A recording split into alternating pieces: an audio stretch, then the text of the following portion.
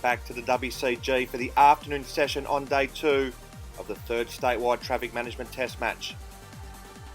Rabi's 11 find themselves in all sorts of trouble at the lunch break. They will resume at 6 for 27, still trailing Brennan's 11 by 143 runs, with their skipper at the crease. It will be Rabi Basha who will resume 4 not out. He has a huge task ahead of him, with his side still trailing by 143 runs. Daniel Hancock who will go around the wicket for the first ball of the afternoon session.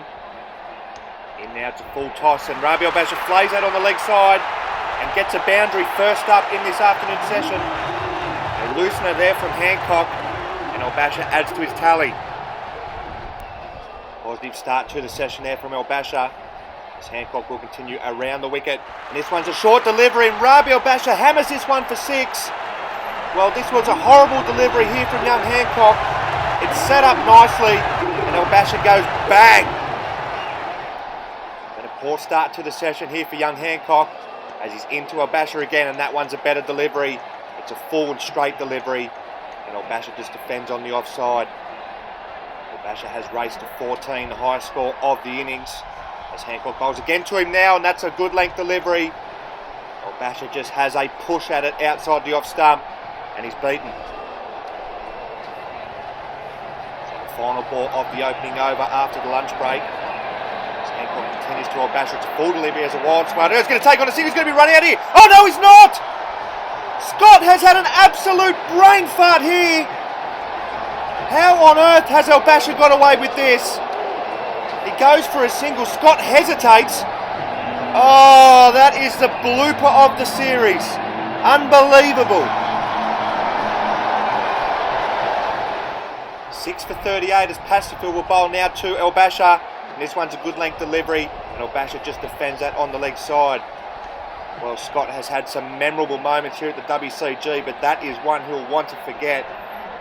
An absolute brain snap there from the skipper.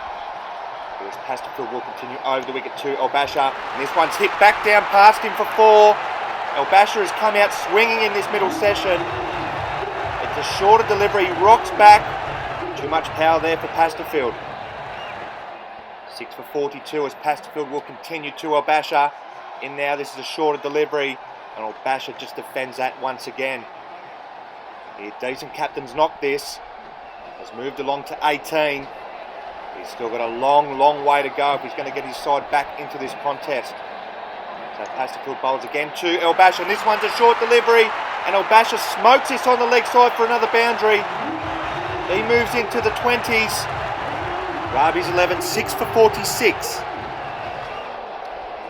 Skipper v skipper, as Scott will come in now over the wicket to Basha, and this one's a full delivery, and Basha is in behind it well once again and defends. Basha standing firm in the face of adversity here. His side still trail by 124 runs on the first innings. Here Scott is going to go around the wicket now to Basha. Might be a bit of short stuff coming his way, as Scott's into him now, and that's exactly what's happened. As Scott digs this one in short, and Basha is up to the task and defends well. This is a bit of a moral victory here for Basha. Forced a change in plan here from Brennan's 11. As Scott is in again to Basha, and this one strikes him on the left shoulder. This was a good bumper here from Scott, but Basha is unfazed and unmoved. It's Alex Stepien who will also go around the wicket now to Basha. In now, and this one's a full delivery. There's a bit of a reaction there from the Brennan's 11's fieldsman. They think this is close to the leg stump. Oh, and it is too. That is not missed by much. Stepien to continue around the wicket here to Basha. In now, it's a shorter delivery, and he's played it on the offside. Oh, this is run away for 4. It's run along the fence. It was just a gentle push there from Basha. He moves along to 26. Rabi's 11 had passed 50. Stepien will come in over the wicket this time to Basha, and this is a good length delivery, a quick delivery which beats Basha outside the off stump. It's really a nothing stroke there. Rabi's 11, 6 for 51. It'll be Matt White to steam into Rabi Basha now, and this one gets him right in the melon. This is a beautiful short delivery here from White. Oh, right on the button there. That one has clearly shaken Rabi El-Basha up, but he still remains.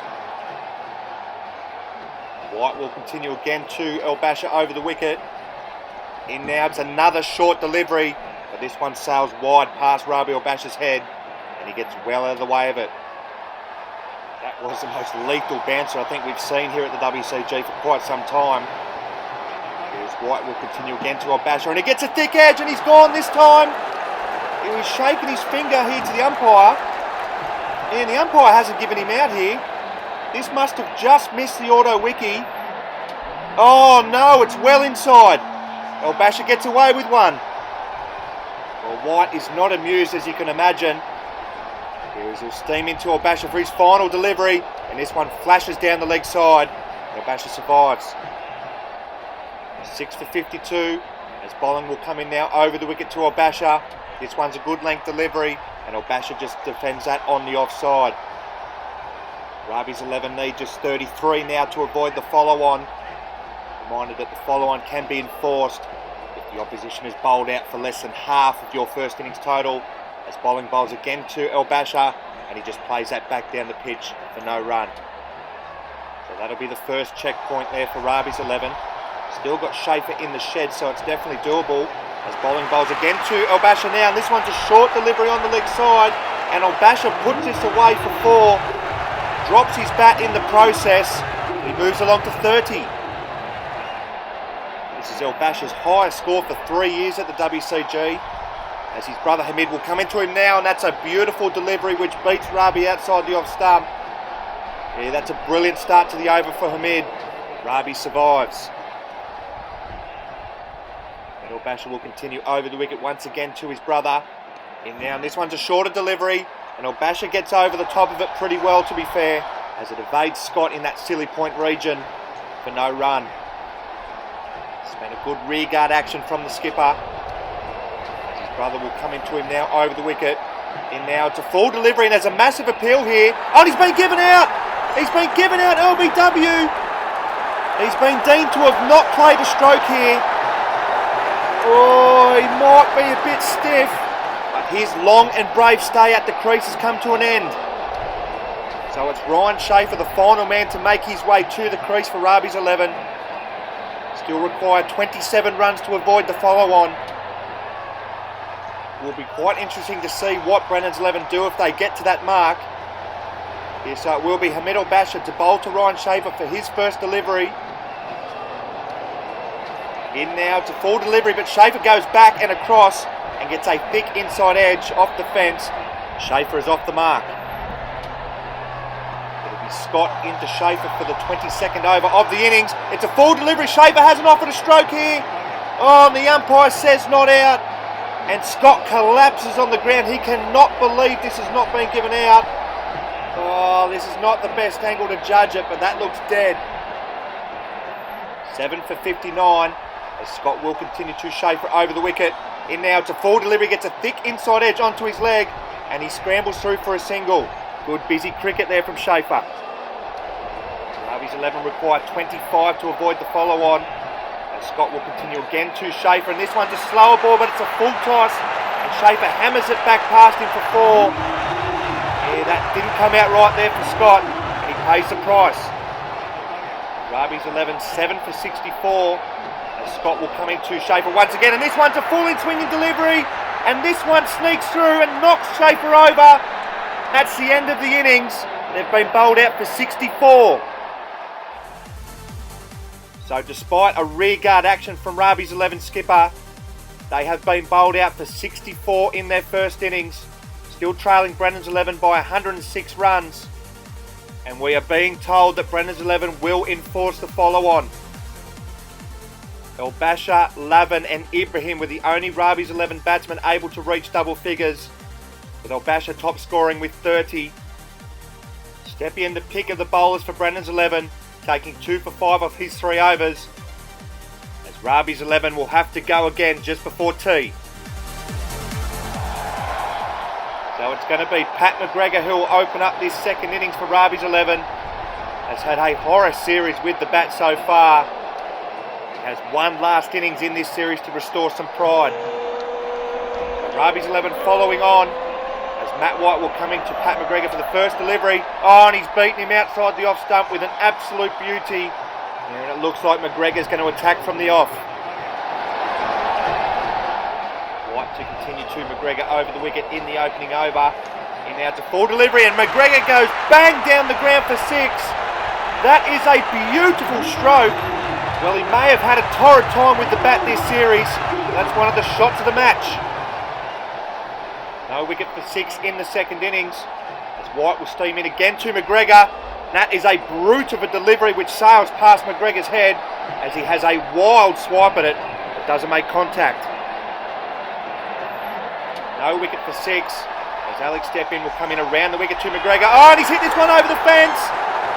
Stepien gets a wicket in his first over once again. And Pat McGregor's horror series with the bat comes to an end. Rabi's 11 are 1 for 6 in the second over. As Tony Ibrahim comes to the crease at number 2. Still trailing Brennan's 11 by 100 runs. They have plenty of work to do.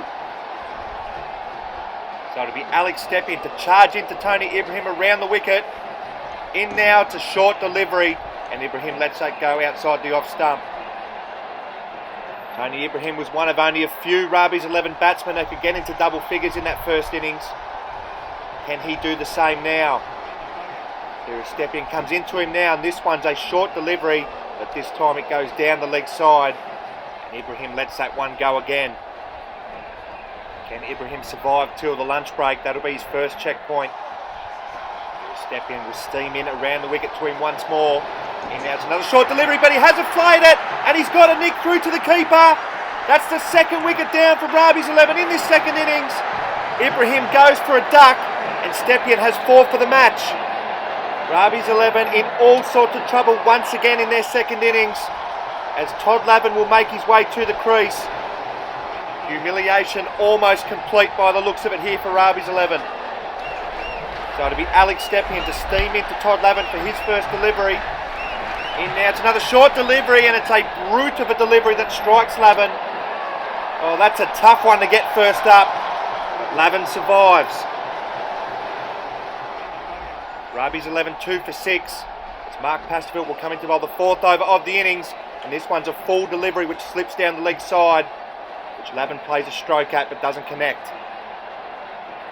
Brennan's 11 have taken 10 Rabi's 11's wickets inside 2 sessions here on day 2. In what has been a dominant performance from them. Here is Pasterfield bowls again to Lavin, and he flashes this through the offside for a boundary. Lavin is off the mark in style, yet to make a single run before this match. He now has 15. Rabi's 11 2 for 10. As Mark Pasterfield will come in for the final ball of his over. It's a full delivery, and he's a play and miss. It's a massive appeal here for Brennan's 11.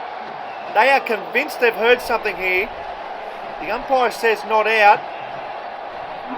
There's no sound as it passes the bat. It'll be Brendan Scott to bowl the last over before the tea break. In now around the wicket to Lavin, and this is a full delivery which beats Lavin outside the off stump. Oh, it's a full toss and he can't get it away. Scott will go back over the wicket now to Lavin.